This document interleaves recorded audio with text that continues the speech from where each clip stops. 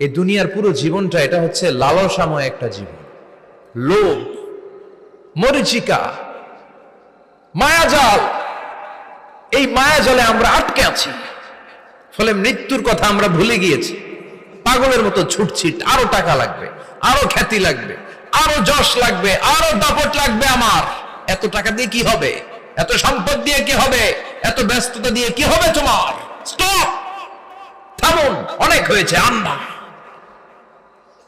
থামুন, take a rest, take a breath and think about death. Think that you have to go back to your Lord.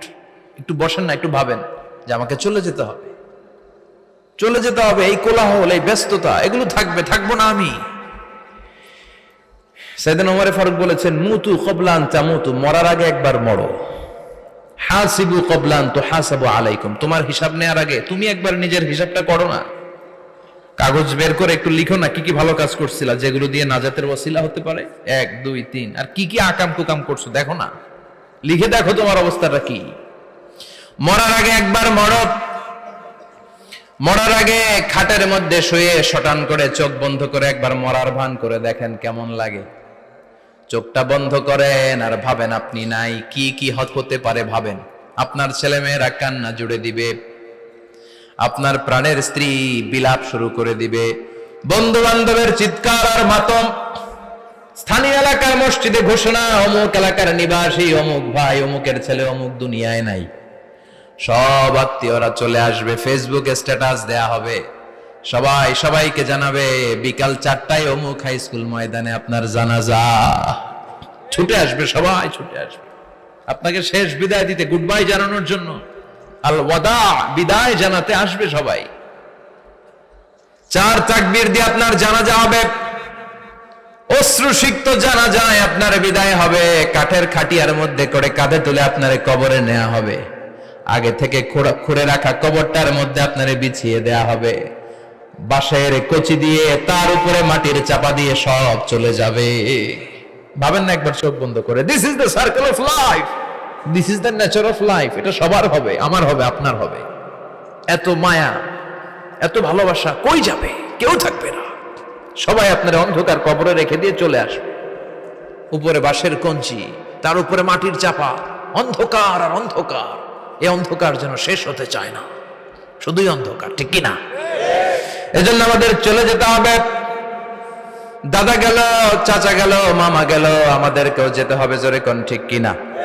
একদিন মাটির ভেতরে হবে ঘরে মন আমার, কেন বন্ধ দালান ঘর, প্রাণ পাখি উড়ে যাবে পিঞ্জর ছেড়ে।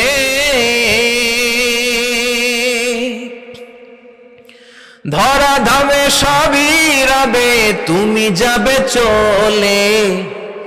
বন্ধু বান্ধব যত, মাতা পিতা যারা সুত, সবই হবে তোমার পরে। মন আমার কেন বন্ধ দালান ঘর, একদিন মাটির ভেতরে হবে ঘরে মন আমার, কেন বন্ধ দালান ঘর, ঠিক কিনা? সব পরে থাকবে, চলে যেতে হবে আমাদেরকে। এজন্য আখিরাতের কথা যেন আমাদের স্মরণ হয়। বিশ্বনবী বলতেন, নাহাইতুকুম আন জিয়ারাতিল কুবুর, আমি তোমাদেরকে কবর জিয়ারত করতে আগে নিষেধ করতাম, কিন্তু এখন নিষেধাজ্ঞা প্রত্যাহার করে নিলাম। এখন সব সময় তোমরা কবরের সামনে যাবা আর জিয়ারত করবা। কবরস্থানে জানতো বড়ুয়া কৃষ্ণপুরের এই গ্রামের কবরস্থান আছে কোন দিকে?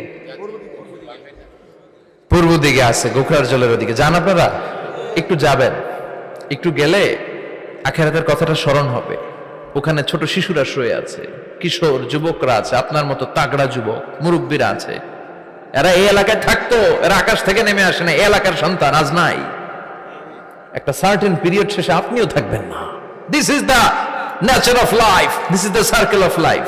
ছোট্ট শিশু হয়ে এসেছিলেন, শৈশব, কৈশোর, যৌবন, প্রৌঢ়ত্ব। আগে ছিলেন সিঙ্গেল, বিয়ে করে হয়ে গেলেন ডবল।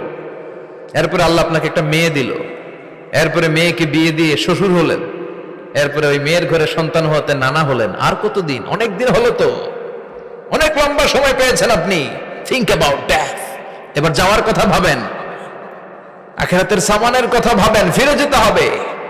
কি শক্তিশালী যুবক, বার্ধক্য চলে আসলে লাঠি ছাড়া চলতে পারে না।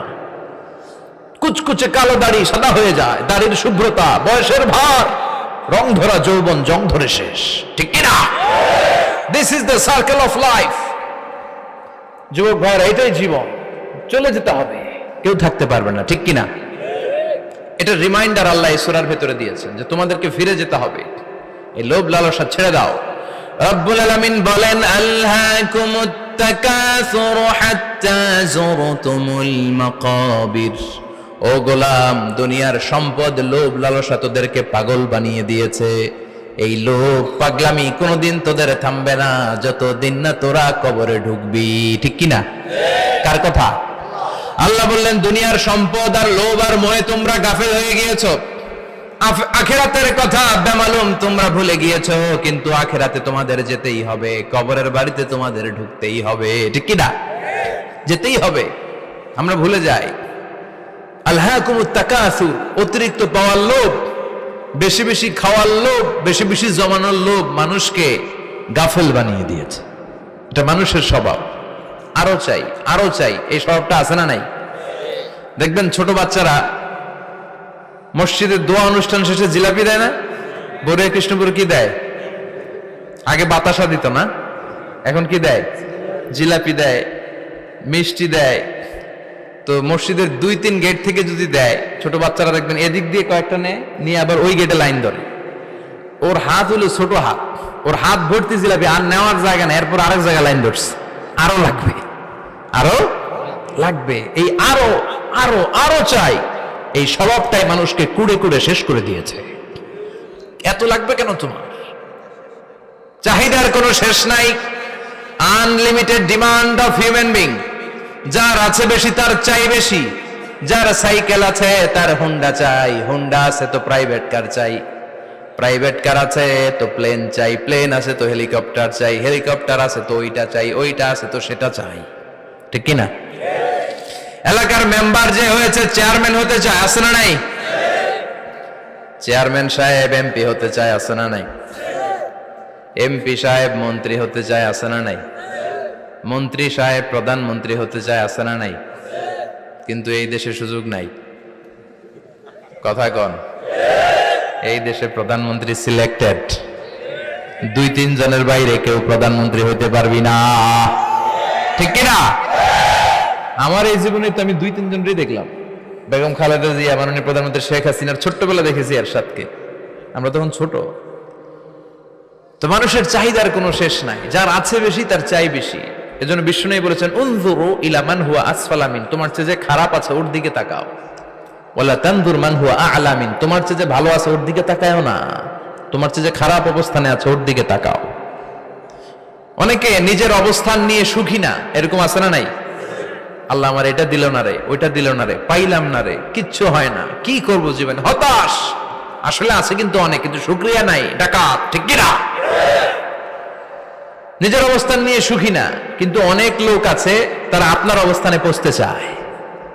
তাদের দিকে তাকিয়ে দেখেন, আপনি যে অবস্থানে আছেন এই অবস্থানে পৌঁছাটা অনেকের কাছে স্বপ্ন। তারা প্রতিনিয়ত সংগ্রাম আর স্ট্রাগল করে যাচ্ছে আপনার অবস্থানে পৌঁছতে, আর আপনি এটা নিয়ে সন্তুষ্ট না। শেখ সাদির নাম শুনেছেন? বালাগাল উলা কাশাফাত দুজা, এই কবিতাটার রচয়িতা, ইরানের বিখ্যাত এক কবি। উনি একবার আর্থিক সমস্যার মধ্যে দিয়ে সময় কাটাচ্ছেন, টাকা নাই, পয়সা নাই, পায়ে দেওয়ার মতো জুতা নাই।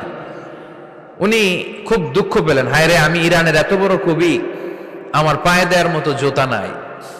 দুঃখ ভরা মন নিয়ে রাস্তায় হাঁটতে বেরোলেন। হাঁটতে হাঁটতে হঠাৎ দেখলেন একটা লোক শুয়ে শুয়ে কাঁদছে, ওই লোকটার 2টা পাই নাই, পাই নাই। উনি সেজদায় পড়ে গেলেন, আল্লাহর কাছে ক্ষমা চাইলেন, আল্লাহ অনেক দিয়েছো, শুকর আলহামদুলিল্লাহ। এজন্য যেই পরিস্থিতিতেই থাকি না কেন আমরা কি পড়বো? জোরে বলেন, কি পড়বো? এজন্য কানাতু মিনাল ইসলাম, অল্পে তুষ্ট থাকার নাম হলো ইসলাম। সম্পদ লাগবে কিন্তু সম্পদের পাহাড় লাগবে না, ঠিক কিনা? অল্প খান, অল্প পড়েন, অল্প জমান, অল্পের ভেতরে বরকত ঢুকাইয়া দিছে কে? দেখবেন যাদের সম্পদ অল্প তারা সুখী বেশি। জরিপে এটা দেখা গিয়েছে, অনেক সার্ভেতে এটা এসেছে, যারা সম্পদশালী এরা দুঃখী বেশি। এদের দুঃখ বেশি, টেনশন বেশি, খুব স্বাভাবিক। টাকা যার বেশি, রোগ তার বেশি। টাকা যার বেশি, টেনশন তার বেশি। টাকা যার বেশি, ঘরে শান্তি তার কম। আছে না নাই? ঘরের ভিতরে অশান্তি, ছেলে কথা শোনে না, ছেলে টানে গাঞ্জা, মেয়ে করে পরকিয়া। আছে না নাই?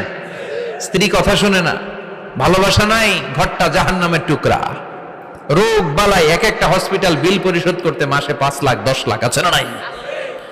কিছু খেতে পারে না, ডাক্তার একেবারে ডায়েট মেনু বেঁধে দিয়েছে। Diet, very diet menu. এটা এটা এটা এটা কিছুই খাবেন না, শুধু গরু খাবেন না, খাসি খাবেন না, চিংড়ি খাবেন না, খালি ঘাস খাবেন। ইচ্ছে মতো ঘাস খাবেন, মানে ঘাস জাতীয় যত আইটেম আছে সব খাবেন। শাক খাবেন, সবজি খাবেন, সালাদ খাবেন। গরু, চিংড়ি, মুরগি, গোশত, ইলিশ কিছু খেতে পারে না। তাহলে রোগ বেশি, খাওয়ার মজা নাই, ঘরে সাংসারিক শান্তি নাই, খালি ব্যারাম আর ব্যারাম। ঠিক কিনা? কিন্তু সম্পদের পাহাড় ঘটেছে। আর অল্প যারা খায়, অল্প পড়ে, রিক্সাওয়ালা, কুলিওয়ালা, অল্প বেতনের চাকরি, কিন্তু হক হালালি মেনে চলে, দেখবেন শান্তি আছে অনেক। হ্যাঁ, বাসা ভাড়া দেয়, ফ্যামিলি চালায়, বাচ্চাদের স্কুল বিল, এরপরও মাস শেষে 1-2 হাজার টাকা হাতে থেকে যায়। আর ওর প্রতি মাসে 10 কোটি টাকা ইনকাম, তারপরও ব্যাংকের ঋণ আছে না নাই? সুখ কারে বলে? কিভাবে আপনি সুখকে ডিফাইন করবেন? সুখ তো টাকায় কিনা যায় না। শান্তি টাকা দিয়ে হয় না, শান্তি দেওয়ার মালিক কে? শান্তি আছে অল্প খেয়ে শুকর করার মধ্যে, শান্তি আছে আলহামদুলিল্লাহর মধ্যে। চিল্লায় বলেন ঠিক কিনা? এজন্য অল্প খাবো, অল্প পড়বো, অল্প জামাবো, অল্পের ভেতরে বরকত দিয়েছে কে? দেখেন, ধনী ভাইরা খেতে পারে না, কিন্তু রিক্সাওয়ালার কি সমস্যা হয়? রিক্সাওয়ালারা সব খেতে পারে। কুলিওয়ালা, দিন মজুর, এরা একেবারে স্লিম, সুঠাম দেহি, মেদহীন পেট, পেটে কোনো মেদ নাই, ভুড়ি নাই। আর কোটিপতিদের মেদ আছে না নাই? এত বড় বড় পেট। ঠিক কিনা? আমাদেরও পেট আছে, তবে হালাল পেট। এটা হারাম টাকা দিয়ে এই ভুড়ি বানাই নাই আমরা। চিল্লায় বলেন ঠিক কিনা? রিক্সাওয়ালা, কুলিওয়ালা নিজেও নামাজ পড়ে, বউও নামাজ পড়ে, বাচ্চাটাও নামাজ পড়ে, রিক্সা চালায় আর জিকির করে লা ইলাহা